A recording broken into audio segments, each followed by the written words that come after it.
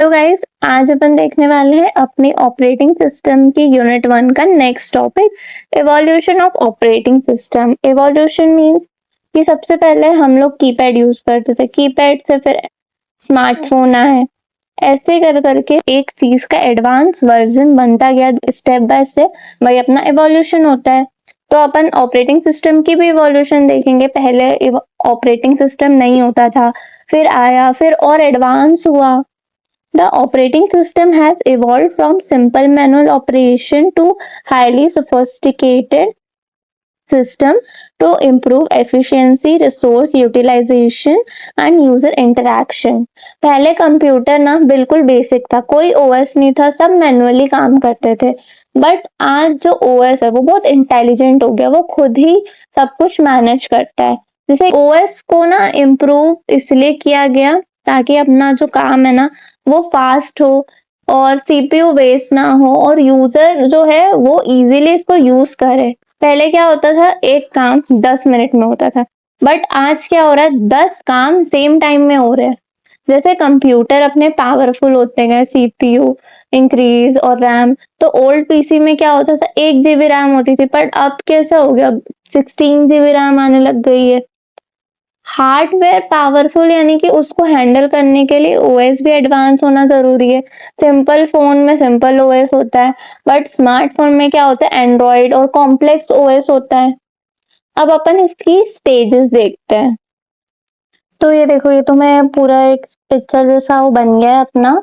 तो अपन ना इसको सबसे पहले स्टोरी से समझेंगे, फिर अपन थ्योरी तो देखेंगे ही से। अब फिर से स्टोरी आ गई, अरे तो स्टोरी से तुम्हें समझ में तो आ रहा है ना चीजें, तुम्हें याद तो रह रही है। थ्योरी पढ़ के तो भूल जाओगे, एटलीस्ट तुम्हें अभी याद तो है सब चीजें। तो सबसे पहले अपना रेस्टोरेंट एज ओएस एवोल्यूशन अपन समझेंगे।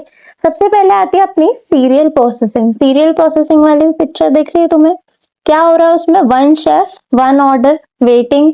सिर्फ सोचो, एक छोटा सा रेस्टोरेंट है, सिर्फ एक शेफ है, एक टाइम पे सिर्फ एक ऑर्डर बनेगा। अब उससे हुआ क्या कि कस्टमर वन ने जो ऑर्डर दिया है, पहले उसका पूरा खाना बनेगा, उसके बाद फिर दूसरे ऑर्डर्स की बारी आएगी, तो कस्टमर को वेट करना पड़ेगा। अब इसमें प्रॉब्लम क्या है, टाइम वेस्ट हुआ, कस्टमर बोर हो गए, शेफ कभी आइडल ही नहीं, बेचारे को शांति ही नहीं है। इसका ऑर्डर बनाया, फिर उसका ऑर्डर बनाया, तो उससे हुआ क्या, एक शेफ है, एक ऑर्डर है, बाकी वेटिंग में है। तो ये होती है अपनी सीरियल प्रोसेसिंग। बैच सिस्टम क्या होते हैं, रेस्टोरेंट ओनर ने सोचा सिस्टम मेरा स्लो है, सेम टाइप के ऑर्डर्स ग्रुप कर दिए।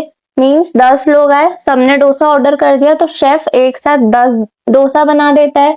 रिजल्ट क्या हुआ, स्पीड मेरी बढ़ गई, थ्रूपुट इंक्रीज हो गया, सेटअप टाइम कम हुआ। बट फिर भी प्रॉब्लम क्या है, अगर तुमने ऑर्डर दिया है तो तुम्हें वेट करना पड़ेगा।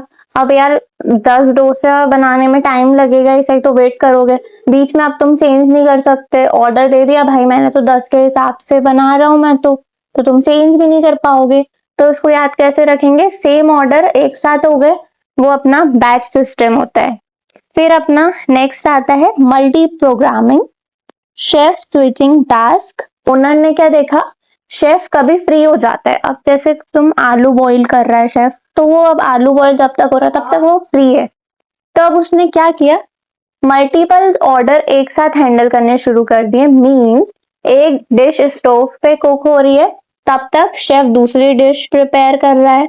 शेफ स्विच कर रहा है अपने टास्क को, उसको अपन क्या बोलते हैं, कॉन्टेक्स्ट स्विचिंग भी बोलते हैं। अब रिजल्ट क्या हुआ, शेफ कभी खाली नहीं बैठा, अपना वर्क भी बहुत फास्ट हुआ। अब यहाँ पे क्या कहते हैं ना, शेफ इधर उधर स्विच करे, वो होती है अपनी मल्टी प्रोग्रामिंग। फिर नेक्स्ट आती है time sharing, divide time for all. Means अब कस्टमर ने बोला हमें भी इंपॉर्टेंस चाहिए भाई, तुम पहले ही डोसा बना रहे हो, हमारा भी तो पास्ता बनाओ।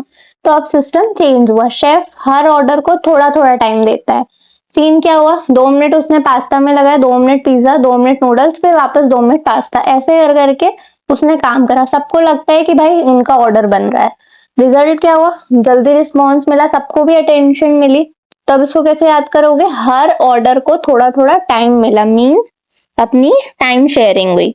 फिर नेक्स्ट आता है real time system, VIP urgent order. अब एक वीआईपी कस्टमर आ गया, बोला मेरा ऑर्डर एग्जैक्ट मेरे को टाइम पे चाहिए, ना लेट होना चाहिए। तो शेफ क्या करेगा, सब छोड़ के सबसे पहले उसका ऑर्डर बनाएगा। डिले अपनी बहुत बड़ी प्रॉब्लम है। तो इमरजेंसी फूड ऑर्डर क्या हो गया मेरा कि वीआईपी ऑर्डर है, कोई डिले नहीं है, उसे अपन क्या कहते हैं, real time order. Real time system means time पे सारा काम हो गया। अब नेक्स्ट होता है अपना डिस्ट्रीब्यूटेड सिस्टम, मल्टीपल ब्रांचेस। अब एक नहीं मल्टीपल ब्रांचेस है, मेरा रेस्टोरेंट फेमस हो गया है। एक ब्रांच पिज्जा बनाती है, दूसरी ड्रिंक बनाती है, तीसरी डेजर्ट बनाती है, सब मिलके एक ऑर्डर कंप्लीट कर दिया इन लोगों ने। रिजल्ट क्या हुआ, fast and reliable. Multiple restaurant मिलके काम कर रहे हैं, तो ये क्या हुआ, डिस्ट्रीब्यूटेड हो गया अपना। फिर नेक्स्ट आते हैं अपने मॉडर्न ओएस। अब मेरा रेस्टोरेंट जो है वो फुली मॉडर्न है, उसमें ऑनलाइन ऐप है, लाइव ट्रैकिंग है, मल्टीपल शेफ है, स्मार्ट सिस्टम है, फोन से ऑर्डर कर दो, पे कर दो। तो अब ये मेरा स्मार्ट रेस्टोरेंट बन गया, that is my modern OS. तो ऐसे अपनी इवोल्यूशन हुई। सबसे पहले एक शेफ था, सेम ऑर्डर लिए, फिर स्विच करते गया काम को, फिर थोड़ा टाइम डिवाइड करते गया, 2 मिनट पास्ता, 2 मिनट पिज्जा। फिर एक वीआईपी ऑर्डर आया जो कि उसको एकदम टाइम पे ऑर्डर चाहिए था। फिर मल्टीपल ब्रांचेस बनी यानी डिस्ट्रीब्यूटेड, और फिर स्मार्ट सिस्टम यानी अपना मॉडर्न ओएस। तो ऐसे अपना इवोल्यूशन होता गया। अब अपन इसको प्रॉपर अच्छी थ्योरी में देख के समझते हैं। अब हम इसकी स्टेजेस देखते हैं। अब ये सब क्या है, ये सब नोट्स होते हैं, ठीक है। तो तुम्हें यार ये तुम्हें मैं समझा दूंगी, फिर तुम्हें समझने के बाद कुछ कुछ स्टूडेंट्स ऐसे होते हैं जो समझ के फिर आराम से बढ़िया एग्जाम में लिख देते हैं अपना समझाओ। बट कुछ का ऐसा होता है कि नोट्स दे दो ताकि हम थोड़ा उससे पढ़ लें, हमें समझ में आ जाए अच्छा इसको लिखना कैसे, तो वो उस हिसाब से है। तो इसको नोट कर लेना, और अगर तुम्हें नहीं करना हो तो अपने हिसाब से भी तुम वीडियो देख के नोट्स बना सकते हो। हैंड रिटन नोट्स बहुत इंपॉर्टेंट होते हैं क्योंकि ये रिवीजन के टाइम पे ना बहुत ज्यादा काम आते हैं। तो अपन अब सबसे पहला देखते हैं अपना serial processing, no operating system. इसमें कोई ऑपरेटिंग सिस्टम ही नहीं होता है। इसके फीचर क्या होते हैं, no operating system, one job executed at a time. एक टाइम पे सिर्फ एक जॉब रन होती है। प्रोग्राम्स लोडेड मैन्युअली या स्विचेस कार्ड्स, और एक टाइम पे सिर्फ एक प्रोग्राम रन होती है ना। तो प्रोग्राम जो है वो मैन्युअली अपने को लोड करना पड़ता था पंच कार्ड्स या स्विचेस से। अब इसका एग्जांपल क्या हो गया कि जैसे एक टीचर है और एक टाइम पे ना सिर्फ एक स्टूडेंट का ही वो काम करेंगी, बाकी सबको वेट करना पड़ेगा। तो अब प्रॉब्लम क्या आ रही है कि यार इसमें सेटअप टाइम हाई है, ऑटोमेशन नहीं है, और सीपीयू मोस्टली आइडल है। तो मतलब सिस्टम इनएफिशिएंट था। इसकी वजह से ही अपन ने नेक्स्ट स्टेज लेकर है ऑटोमेशन के लिए, बैच सिस्टम। अब मैंने तुम्हें जो एग्जांपल बताया था कि एक टीचर है, वो एक टाइम पे सिर्फ एक ही स्टूडेंट का काम करेगी, तो अब उससे होगा क्या कि बाकी स्टूडेंट का तो टाइम वेस्ट होगा ना भाई, हम तो वेट कर रहे हैं, हमारा भी तो करो। इसी फीचर को एनहांस करने के लिए अब नेक्स्ट आया अपना सिंपल बैच सिस्टम। आते हैं अपने simple batch systems. Jobs were grouped to and executed in batches, means इसमें सिमिलर जॉब्स को ना ग्रुप करके एक बैच में रन किया जाता है। यहाँ पे JCL job control language use होती है जो अपने सिस्टम्स को ना इंस्ट्रक्शन देती थी। जैसे एग्जांपल अपन ने देखा, जैसे स्कूल में एक ही टाइप की फॉर्म्स का एक ही बंडल होता है, इससे क्या इम्प्रूव हुआ, थ्रूपुट इम्प्रूव हुआ। थ्रूपुट क्या होता है, मतलब ज्यादा जॉब्स कंप्लीट होने लग गई। पर ज्यादा जॉब्स कंप्लीट होने लग गई बट प्रॉब्लम फिर क्या आई कि टर्न अराउंड जो है टाइम वो ज्यादा था, रिजल्ट अपने को लेट मिलता था। नो इंटरैक्टिविटी मींस जो यूजर था वो इंटरैक्ट नहीं कर सकता था अच्छे से। तो ऑटोमेशन तो आ गया बट एफिशिएंसी जो थी ना वो अभी तक नहीं आई, इसीलिए फिर अपन नेक्स्ट स्टेज पे गए। स्टेज है अपनी मल्टी प्रोग्रामिंग सिस्टम। अब मल्टी प्रोग्रामिंग क्या होता है, multiple jobs loaded into memory simultaneously. इसमें मल्टीपल प्रोग्राम्स एक साथ मेमोरी में लोड होते हैं। जो सीपीयू है वो एक प्रोग्राम से दूसरे पे स्विच करता है, इसको बोलते हैं कॉन्टेक्स्ट स्विचिंग। ओवरलैप सीपीयू ना operations requires memory management and scheduling. जैसे कि एक टीचर है, एक स्टूडेंट को पढ़ाता है फिर दूसरे पे शिफ्ट हो जाता है, कोई भी आइडल नहीं रहता। यहाँ एक इम्पॉर्टेंट कॉन्सेप्ट है सीपीयू ओवरलैप, सीपीयू और आईओ ओवरलैप करते हैं। मतलब अगर एक प्रोग्राम वेट कर रहा है तो सीपीयू दूसरा काम कर लेता है। जैसे एग्जाम्पल क्या हो गया कि फाइल डाउनलोड हो रही है और तुम यूट्यूब देख रहे हो, करते हैं ना अपन ऐसा, फाइल डाउनलोड हो रही है इधर साइड में यूट्यूब देख लेते, हो जाएगी तो देख लेंगे फाइल को भी। फिर क्या हुआ, इसका रिजल्ट क्या निकला कि जो हाई सीपीयू यूटिलाइजेशन हाई हो गई, रिड्यूस आइडल टाइम, अब जो फालतू टाइम था वो खत्म हो गया। बट फिर डिसएडवांटेजेस क्या हुए, complex design, risk to deadlocks. अब सिस्टम जो है वो मेरा एफिशिएंट तो हो गया, लेकिन यूजर इंटरैक्शन जो है मेरा अभी भी लिमिटेड ही था। फिर इसको अब और एनहांस करने के लिए अपनी नेक्स्ट स्टेज आई, अपना टाइम शेयरिंग सिस्टम। अब ये क्या होता है, extension of multi programming for interactive use. ये बेसिकली मल्टी प्रोग्रामिंग का ही अपग्रेडेड वर्जन है विथ यूजर इंटरैक्शन। पहले वाले में चीजें हो रही थी बट एक तरह से यूजर इंटरैक्शन अच्छा नहीं हो रहा था, तो ये फिर एनहांस वर्जन आ गया। CPU time divided into time slices, quantum means CPU को ना अपन ने स्मॉल पार्ट्स में डिवाइड किया जाता है जिसे बोलते हैं टाइम स्लाइसेस या क्वांटम। अब तुम एग्जांपल देखो, जैसे कि टीचर है तो हर स्टूडेंट को 2-2 मिनट दे रही है, तो क्या हो रहा है, सबको इक्वल टाइम मिलता है। यहाँ पे क्या होता है, फास्ट कॉन्टेक्स्ट स्विचिंग होती है, इसीलिए यूजर को लगता है कि सिस्टम इंस्टेंटली रिस्पॉन्ड कर रहा है और इसको बोलते हैं फास्ट रिस्पॉन्ड टाइम।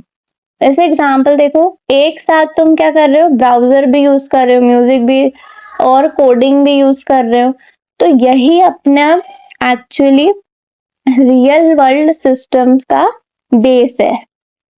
बट फिर इसमें प्रॉब्लम क्या आ गई, सिक्योरिटी एंड ओवरहेड इश्यूज। इसमें जो डिसएडवांटेजेस थे, जो अपने सिक्योरिटी इश्यूज, मल्टीपल यूजर्स थे तो डेटा का रिस्क भी था, और ओवरहेड इश्यूज यानी कि बार बार स्विचिंग हुई तो एक्स्ट्रा लोड हुआ सीपीयू पे। अब टाइम शेयरिंग सिस्टम्स जो हैं वो कंप्यूटिंग को कंप्लीटली चेंज कर दिया by enabling multi user environments with fast interaction. फिर नेक्स्ट आता है अपना रियल टाइम सिस्टम्स। अब designed for time critical application means ऐसे सिस्टम जहां पे सिर्फ आउटपुट देना इनफ नहीं होता है, बल्कि करेक्ट टाइम पे आउटपुट देना भी इक्वली इम्पोर्टेंट होता है। जैसे तुमने एग्जांपल देखो, जो एयर बैग होता है ना अपना कार में, उसमें होता क्या है कि एक्सीडेंट जैसे ही डिटेक्ट हुआ, एयर बैग मिली सेकेंड्स में ओपन होना चाहिए। अगर जरा सा भी लेट हुआ, सिस्टम फेल, तो क्या हो सकता है, जरा सा भी अगर लेट हो गया तो या तो आप जिंदा रहोगे या तो मर जाओगे। तो यहाँ पे अपनी टाइमिंग बहुत ज्यादा इम्पोर्टेंट होती है। अब इसके फीचर्स क्या होते हैं, इमीडिएट रिस्पॉन्स रिक्वायर्ड, यही अभी मैंने तुम्हें समझाया, मतलब सिस्टम को डिले बिल्कुल भी अलाउ ही नहीं है। और एक और एग्जांपल देखते हैं, हार्ट मॉनिटरिंग मशीन। अगर एबनॉर्मल हार्ट बीट डिटेक्ट हुई तो तुरंत तुमको अलर्ट देना है, अगर 1-2 सेकंड भी डिले हुआ तो वो भी बहुत डेंजरस हो सकता है। डिटर्मिनिस्टिक एग्जीक्यूशन मींस, ये थोड़ा टेक्निकल है बट इजीली अपन समझते हैं। डिटर्मिनिस्टिक मींस सिस्टम का बिहेवियर प्रेडिक्टेबल होता है, मतलब हर टास्क का फिक्स्ड टाइम लिमिट होता है। अब एग्जांपल देखो, ट्रैफिक सिग्नल का टाइम। अब ट्रैफिक सिग्नल में क्या होता है, 30 सेकंड उसको रेड बताना है, red light, 30 second green light बताना है, हर बार सेम टाइमिंग फॉलो होती है, ये अपना एक प्रेडिक्टेबल होता है। अब इसके अपन देखते हैं, अभी यूज होता है कंट्रोल सिस्टम्स जैसे कि एविएशन एंड रोबोटिक्स। मतलब ये सिस्टम्स यूज होते हैं जहां मशीन को प्रिसाइसली कंट्रोल करना होता है। एग्जाम्पल जैसे कि एविएशन में ऑटो पायलट सिस्टम होता है, रोबोटिक्स में रोबोट आर्म इन फैक्ट्रीज। सब जगह एक ही रूल है, राइट आउटपुट आना चाहिए, राइट टाइम पे आना चाहिए। तो रियल लाइफ सिस्टम्स का मेन गोल क्या है, डिले कम हो, प्रेडिक्टेबल बिहेवियर हो और परफेक्ट टाइमिंग हो। क्योंकि यहाँ पे डिले का मतलब सिर्फ स्लो सिस्टम नहीं है, बल्कि सीरियस फेलियर भी आ सकते हैं। फिर अब अपनी नेक्स्ट स्टेज देखते हैं distributed systems. Multiple computers connected विया नेटवर्क। एक जो है सिंगल सिस्टम नहीं होता है, बल्कि मल्टीपल कंप्यूटर्स नोड्स होते हैं जो नेटवर्क के थ्रू कनेक्टेड होते हैं और सब मिलके काम करते हैं as if they are one system.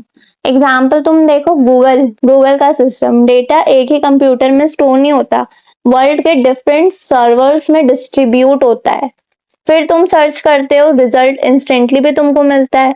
अब इसके फीचर्स अपन देखते हैं। रिसोर्स शेयरिंग, डिफरेंट कंप्यूटर्स अपने रिसोर्सेज शेयर करते हैं। जैसे एग्जांपल, एक सिस्टम का स्टोरेज, दूसरे का प्रोसेसर, तीसरे का प्रिंटर, सब नेटवर्क में शेयर हो सकते हैं।